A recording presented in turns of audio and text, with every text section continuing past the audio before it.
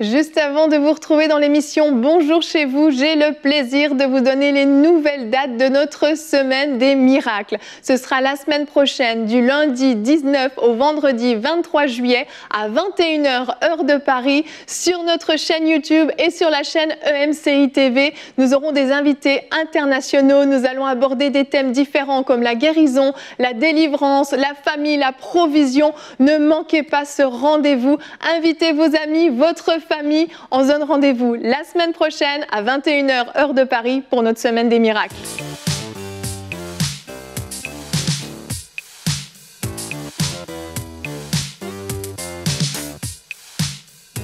Bonjour et bienvenue sur le plateau de Bonjour chez vous pour cette semaine spéciale fin des temps. Ça fait semaine spéciale fin des temps. Il devrait y avoir une musique, je trouve, avec... Et aujourd'hui, en plus, on parle d'un sujet... On va parler de la marque de la bête. Que dit la Bible au sujet de la marque de la bête? La grande question. Et nous avons un grand spécialiste avec nous encore cette semaine, l'évangéliste Mario Massicotte. Bonjour. Bonjour, le mot spécialiste est bien grand, mais... Expert. Un homme passionné, Voilà. oui, rempli du Saint-Esprit. Voilà. Amen. C'est ça. Merci d'être encore avec nous pour toute cette semaine spéciale. C'est une joie d'être avec vous. C'est formidable. Vraiment, hier, on a eu une belle émission. Alors, Ah ouais. on a manqué de temps pour tout dire. Voilà. Vraiment, on a effleuré. On a fait de la surface. On va voir aujourd'hui si on arrive à aller un tout petit peu plus en profondeur. Je vais faire de mon mieux pour ne pas parler beaucoup, en fait. Voilà. Je parlais plus. Tu l'as très bien fait hier. On est là pour vous écouter, donc c'est formidable. Ah Et ouais. aujourd'hui, on parle de la marque de la bête, le grand sujet, encore plus en ce moment avec toutes les histoires de Covid, de vaccins, plein de questions. Donc on va en parler, on va répondre au mieux qu'on peut à cette question. Vous allez faire une rubrique conseil du coach tout à l'heure, évangéliste Mario, et vous allez pouvoir nous expliquer vraiment en détail ce que dit la Bible au sujet de cette fameuse marque qui fait parler beaucoup, bien sûr. Mais pour l'instant, on va commencer avec toi, Frank. On va aborder ce sujet de la marque de la bête qui va avec la tribulation, qui va avec les persécutions. Et on en parle tout de suite dans la pensée du jour.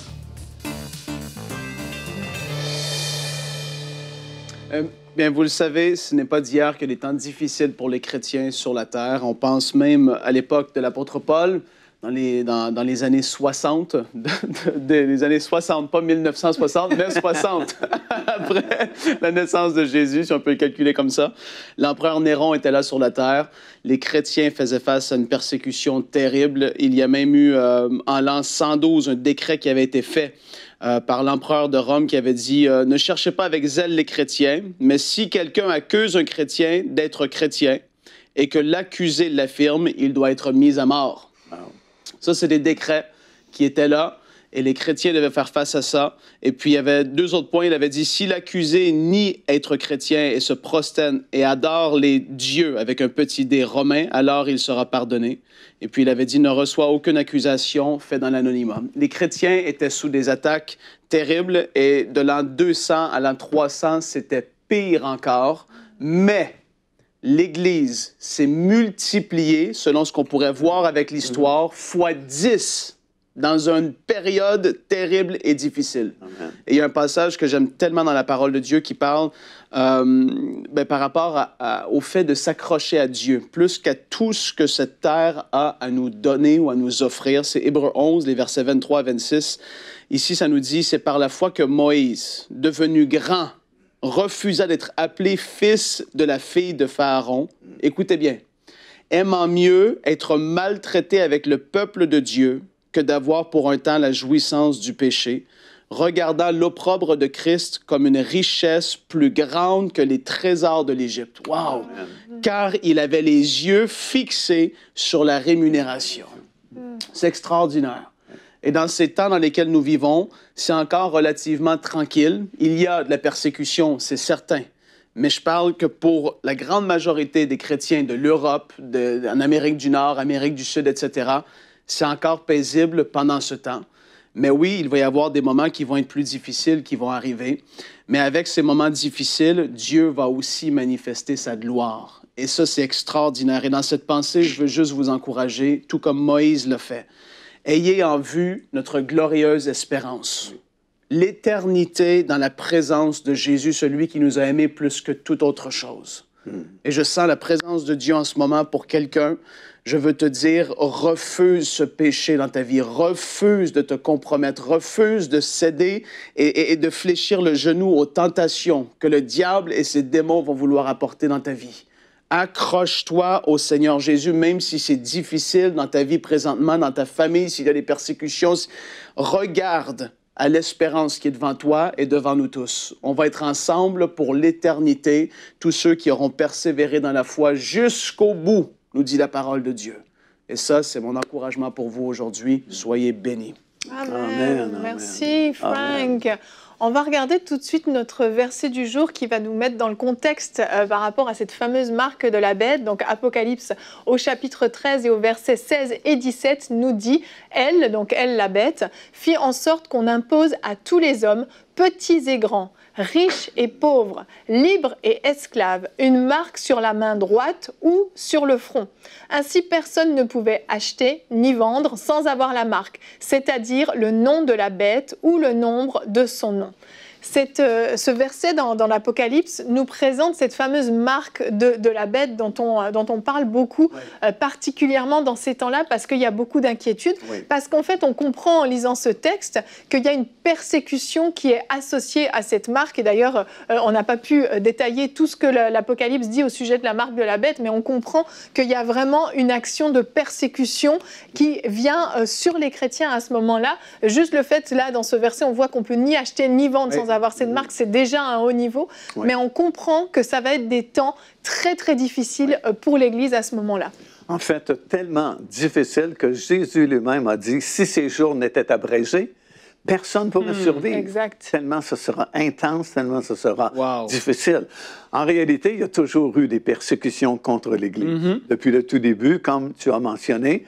Et puis, même Jésus a dit, dans le monde, vous aurez des tribulations. Mais prenez courage parce que j'ai vaincu le monde. Amen. Mais remarquez qu'il n'y a jamais eu de persécution mondiale partout, à la fois, dans tous les pays, comme il n'y a pas eu encore un réveil mondial partout.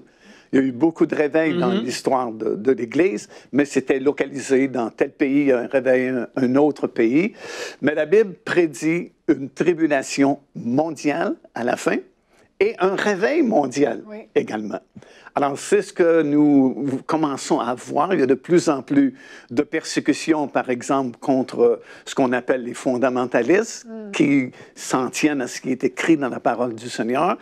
Et je crois que ça va s'intensifier jusqu'au retour du Seigneur, parce que dans Apocalypse, le 3e chapitre et au verset 10, parlant justement de cette tribulation mondiale, ça dit l'épreuve qui va venir pour tenter ou éprouver le monde entier, il est bien écrit que l'Église de Philadelphie, qui représente la vraie Église, ceux qui seront enlevés lorsque la trompette sonnera, la seule raison qui est mentionnée dans les Écritures pour laquelle ils seront enlevés, c'est celle-ci, parce que tu as eu la persévérance à garder ma parole. Amen. Alors, c'est écrit comme si ça va devenir un défi de garder la parole de Dieu dans les derniers jours, comme nous commençons à vivre de toute façon. Exact. Alors, on est en route vers cette tribulation mondiale, mais auparavant, il va venir ce réveil mondial que nous aurons sûrement l'occasion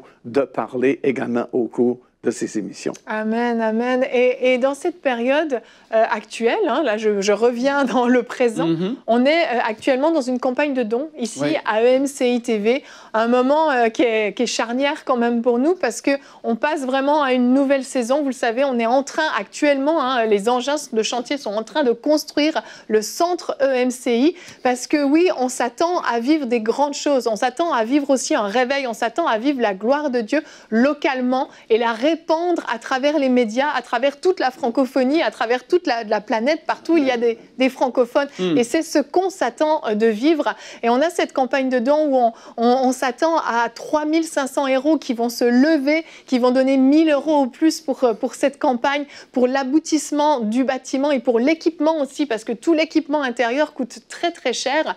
Et on en parlait tout à l'heure, évangéliste Mario, vous avez reçu 3 paroles par rapport à ce centre. Alors on va va pas tout donner aujourd'hui, mais vous aviez une parole particulièrement à cœur par rapport à ce bâtiment. Oui, c'est vraiment très particulier parce que dès l'instant où j'ai vu la campagne mise en œuvre, il y a 3 choses que le Seigneur m'a montré, que j'aimerais partager avec vous, mais je ne peux pas partager les 3 choses au cours de cette émission parce que j'aurais trop de choses à dire. Surtout la 3e qui m'a vraiment frappé. Puis je me dis, wow, il y a vraiment juste le Seigneur qui peut penser et faire un programme comme celui-là.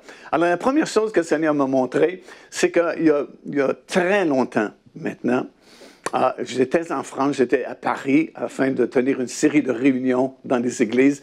Et un soir, un pasteur m'a conduit sur une petite colline où on voyait une vue vraiment magnifique de la ville le soir. Puis je voyais des milliers de petites lumières. Et puis je me disais, chaque lumière représente peut-être une maison, un commerce ou peu importe, un endroit où il y a des gens qui vivent. Et je me disais, comment peut-on évangéliser une ville aussi grande? On ne peut pas aller frapper à la porte de chaque maison où il y a cette petite lumière.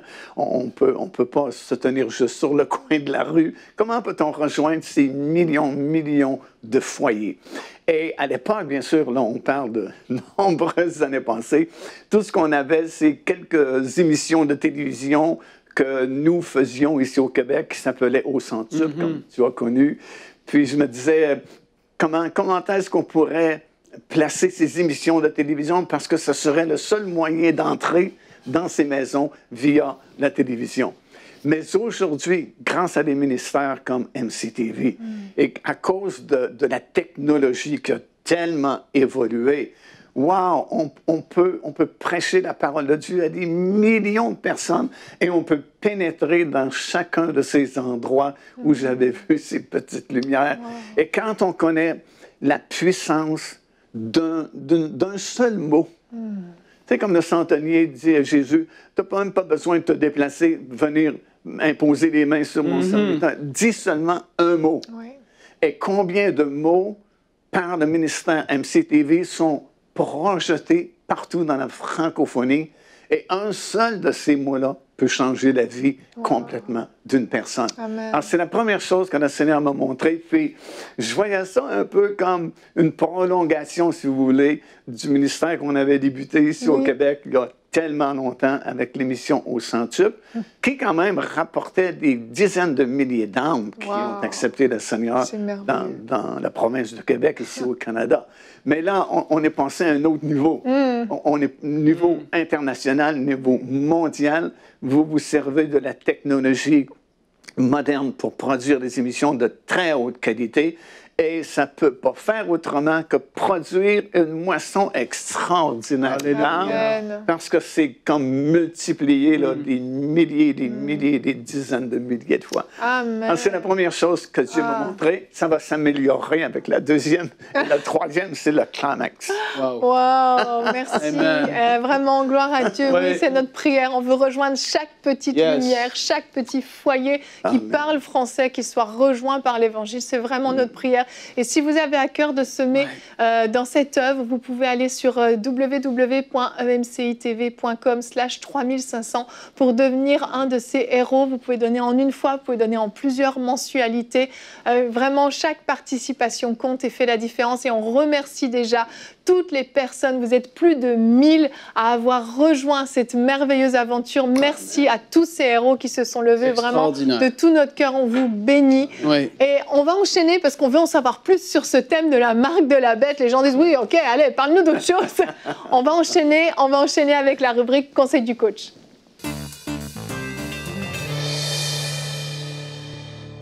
Alors, que dit la Bible concernant la fameuse marque de la bête? Croyez-moi, c'est la question qui est le plus demandée depuis quelques mois.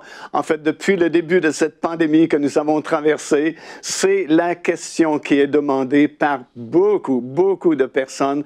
Est-ce que ce fameux vaccin contre la COVID-19, c'est la marque de la bête? Bien, la réponse est non, et je vais vous expliquer pourquoi le vaccin contre la COVID-19 n'est pas la marque de la bête. En fait, la marque de la bête, comme nous le verrons, c'est vraiment le point culminant d'un contrôle mondial qui va s'établir sur cette planète par un homme que la Bible appelle l'Antéchrist. Alors, nous savons que nous vivons dans le temps de la fin, puisque, comme on a déjà mentionné dans une émission précédente, la grande majorité des signes qui nous avaient été donnés afin de nous prévenir de la proximité du retour du Seigneur Jésus-Christ sont déjà accomplis. Donc, nous savons que nous vivons à la fin des temps et que le retour du Seigneur est vraiment très, très proche de nous. Et ce que la Bible enseigne, c'est évidemment un temps très difficile qui est devant nous, que la Bible appelle un temps de tribulation mondiale. Et nous savons par la parole du Seigneur que prochainement, en fait, puisque nous sommes vraiment rendus très proches de ce retour de notre Seigneur Jésus-Christ, il y a cet homme qui va émerger, que la Bible appelle l'Antéchrist, qui est mentionné à plusieurs reprises dans les Écritures. Et si vous scrutez justement les Écritures, vous allez comprendre, vous allez savoir que ce n'est pas seulement un système, l'Antéchrist, mais c'est vraiment une personne. C'est un homme en chair et en os qui va prendre le contrôle mondial. En fait, notre ministère vient de compléter une grande série d'études que vous verrez dans le cadre des émissions ici sur MCTV, qui a pour titre « Compte à rebours final vers le contrôle mondial ». Tellement nous sommes proches de l'émergence de cet homme-là. Cet homme va émerger au moment même où il confirmera une alliance pour une durée de 7 ans. Ça, c'est prophétisé dans le livre de Daniel, dans le chapitre 9, et au verset 27. Dans nos versions en français, ça dit « Il fera une solide alliance ». Mais dans le texte original, c'est encore plus fort, ça dit « Il confirmera une alliance pour une période de 7 ans ». La Bible mentionne une semaine, mais une semaine dans ce contexte prophétique, c'est l'équivalent de 7 ans. Donc, ce sont les 7 années de tribulation qui sont prophétisés dans la Bible. C'est une tribulation mondiale. Ce ne sera pas juste au Moyen-Orient. Ce ne sera pas uniquement en Israël et des quelques pays aux alentours. Mais la parole de Dieu, Apocalypse chapitre 3, verset 10, spécifie bien que c'est une épreuve mondiale. Ce sera partout sur cette planète. Alors, il va émerger soudainement, va confirmer cette alliance pour une période de 7 ans.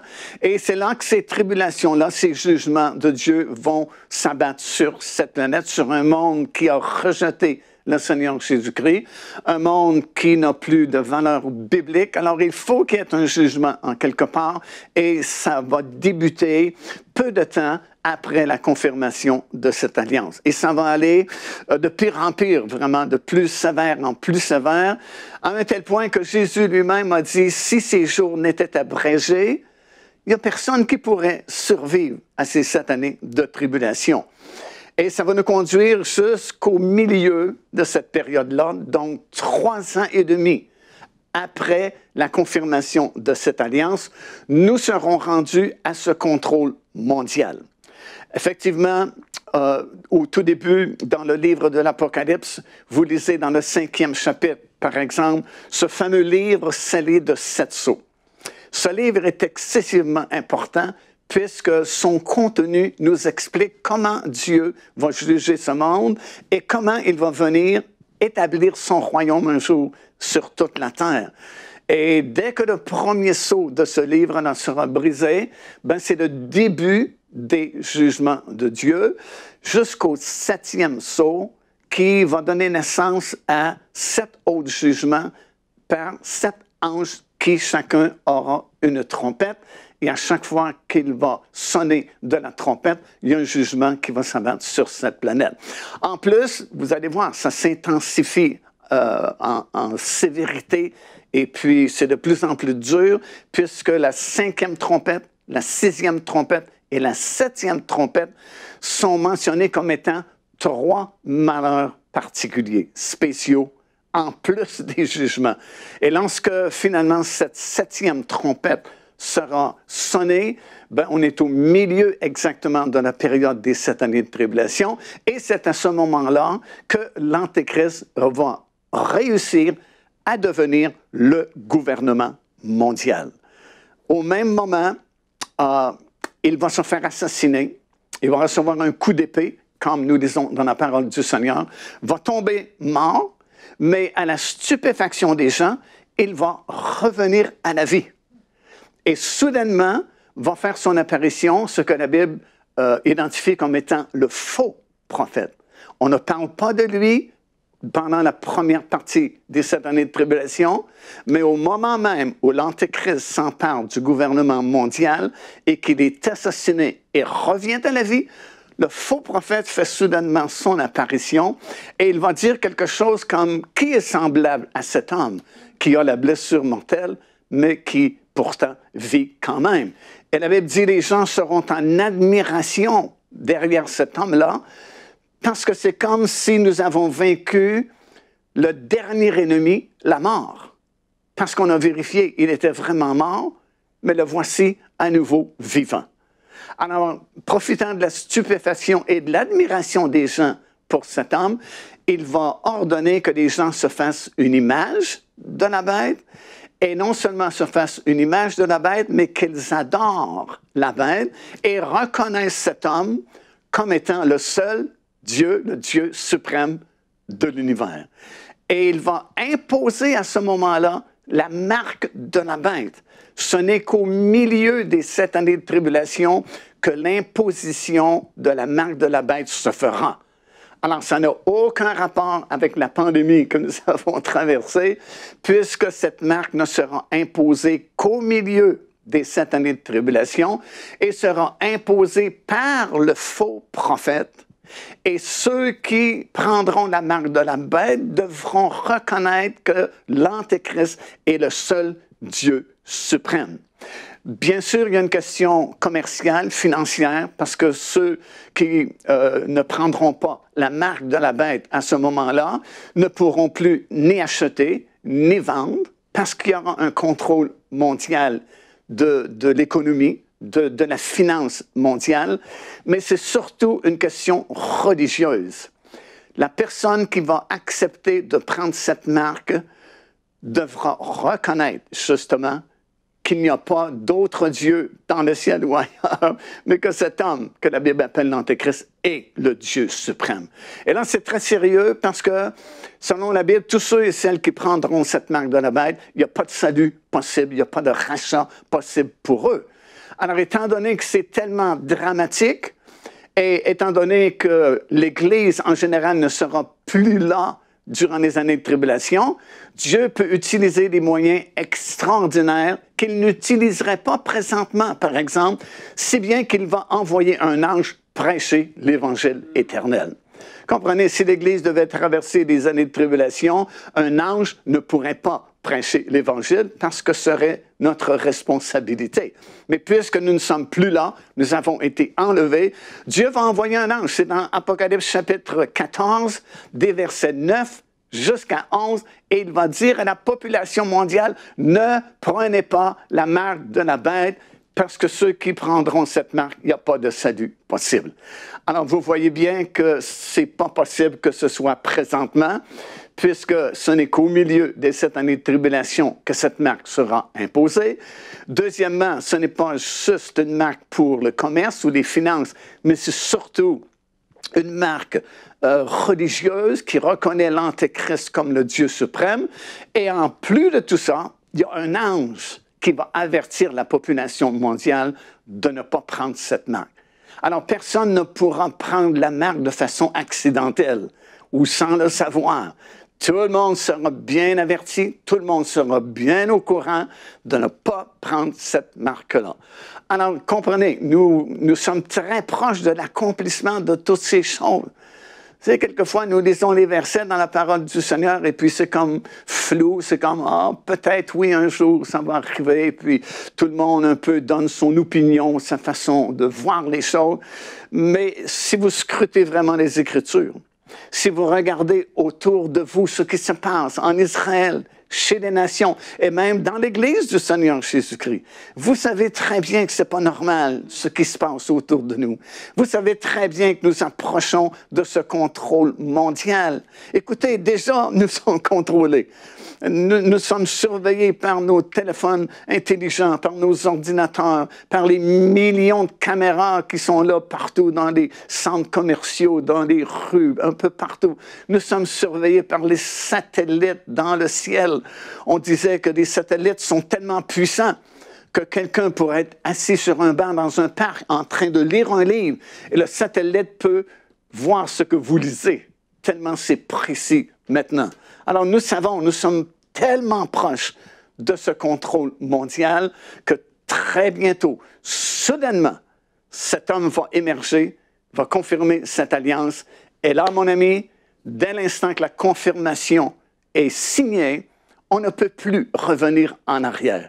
Le compte à rebours est commencé et ça va durer exactement pour cette période de 7 années d'intense tribulation que vous ne désirez pas vivre à ce moment-là. Vous ne voulez pas être là. Et le seul moyen, le meilleur moyen, c'est d'accepter le Seigneur Jésus-Christ comme votre Seigneur, votre Sauveur, afin d'être délivré de ces choses-là. Ça aussi, c'est clair dans la parole du Seigneur. Justement, dans le 3e chapitre du livre de l'Apocalypse, le Seigneur dit, « Parce que tu as eu la persévérance à garder ma parole, je te garderai aussi. » Et le texte grec dit, « En dehors de cette tribulation. » Alors, si la tribulation est mondiale, à l'échelle mondiale, le seul moyen d'être protégé en dehors, c'est d'être enlevé, et c'est exactement ce qui va se produire pour tous ceux et celles qui vont rester fidèles au Seigneur Jésus-Christ. La trompette va sonner, les morts en Christ vont ressusciter, et nous qui serons vivants, dans un instant, mon ami, un clin d'œil, nous serons changés, et nous allons monter dans les airs à la rencontre du Seigneur, et nous allons éviter tous ces jugements, cette colère, et surtout éviter de décider si on doit prendre ou non la marque de la bête. On n'a rien à voir avec cela parce que nous sommes dans un autre royaume, nous sommes une nation sainte, un peuple acquis, nous sommes des sacrificateurs, un sacerdoce royal, comme dit l'apôtre Pierre. Alors restons fidèles au Seigneur, n'ayons pas peur de ce qui se passe dans le monde parce que nous appartenons à un royaume fort, puissant, dont le Seigneur Jésus-Christ est la tête de l'Église. Gloire au Seigneur. Amen et amen. Amen. Merci. Venez vous rasseoir. C'est tellement merveilleux. Ah là là, je t'ai émue en vous écoutant. Parce que quand on parle de ces sujets-là, on réalise le Père merveilleux qu'on a. Wow, et il reste une petite minute, mais je veux donner l'opportunité à ceux qui nous suivent, qui n'ont pas encore fait de Jésus-Christ le Seigneur de leur vie, de pouvoir simplement répéter une prière si vous voulez bien les conduire. Oui, c'est tellement simple. Seigneur, étends ta main sur chaque personne qui écoute cette émission aujourd'hui, peu importe qui elle est, peu importe à quel endroit elle se trouve. Le salut, c'est tellement simple. Tu as dit dans ta parole, Seigneur, quiconque invoquera le nom du Seigneur sera sauvé. Je veux vous dire que le salut est encore disponible au moment où nous enregistrons cette émission de télévision. C'est encore une bonne journée. C'est le temps favorable pour accepter le Seigneur. D'autant plus que nous voyons tous ces signes s'accomplir rapidement autour de nous. Nous voyons ce contrôle mondial prendre place. Écoutez, les gens même du monde, ceux qui ne connaissent pas la parole de Dieu, le ressentent ce contrôle qui est de plus en plus serré sur nos finances, sur nos libertés, sur nos paroles, sur tout ce que nous faisons.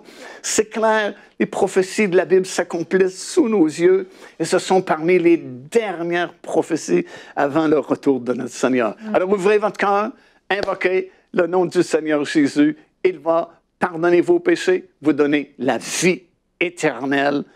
Parce que c'est un don gratuit de Dieu. Amen. Amen. Merci infiniment. C'était encore une fois passionnant. Si vous voulez en savoir plus sur ce thème, on vous encourage à aller sur le site www.paindevie.org. Pain de vie en un seul mot. Il y a des ressources qui sont téléchargeables, que ce soit au niveau des livres que vous avez écrits, Mario Massicotte, des DVD également à télécharger. Donc ne manquez pas d'aller vous renseigner sur ce sujet. Il faut être au courant. Et nous, on va se retrouver demain, les l'évangéliste Mario sera encore avec nous. Comment va se passer l'enlèvement de l'Église? La grande question. Là, tout le monde se réjouit. Et nous aurons encore une fois une rubrique Conseil du coach pour nous parler de cette bienheureuse espérance. On se retrouve demain. Merci de nous avoir suivis. Que Dieu vous bénisse et bonjour chez vous.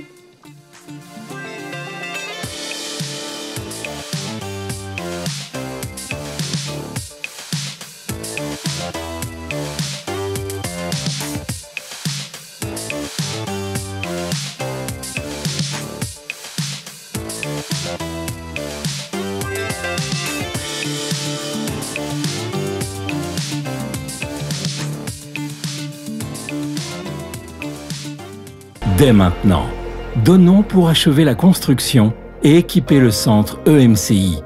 Pour faire votre don, rendez-vous sur emcitv.com/3500. Vous pouvez donner en une seule fois ou en plusieurs mensualités.